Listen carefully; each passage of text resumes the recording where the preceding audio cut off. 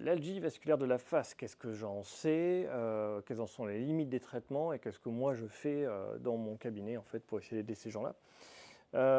Donc ce qu'il faut savoir, c'est que ces douleurs en masque affreuses, là, ces douleurs ici, là, qui descendent, là, sur le devant, c'est strictement horrible et tu vois que tu l'as marqué, hein, enfin, c'est affreux.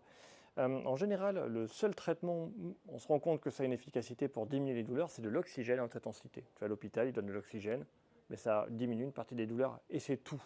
Voilà, c'est le seul truc qu'on sait, rien d'autre. Donc là, il fallait inventer des traitements quand même, parce qu'on en reçoit au cabinet, on fait mais comment on va faire pour aider ces gens-là? Quel est ce problème et comment ça marche? De mon point de vue de professionnel. Ah oui, avant que j'oublie, n'oublie pas d'aller sur le lien qui est dans ma bio. Il y a plein de trucs, newsletter, je vous tiens au courant de tout ce que je fais. J'ai fait de nouvelles playlists spéciales. Il faut aller voir. Mais oui, moi, en tant que professionnel, j'étais très embêté et mon analyse, c'est la suivante. Tu vois, tu as des nerfs de la face qui arrivent, ici, dans différents trous, hein, ils passent à différents endroits. Et en fait, ces nerfs, comprimés par les muscles, manquent d'oxygène. Et quand ils manquent d'oxygène, ils envoient d'abord des fourmis et après des douleurs horribles. Et donc pour moi, ce sont des gens qui ont toujours des problèmes de mâchoire maxillofaciale avec des expressions de visage pincées. Tu vois, et ils ont mal, ils serrent encore plus. Et donc ils coupent encore plus l'apport d'oxygène en écrasant les nerfs et les artères. Et c'est ça, c'est à mon avis pour cette raison-là, que seul l'oxygène arrive à apporter un peu de mieux.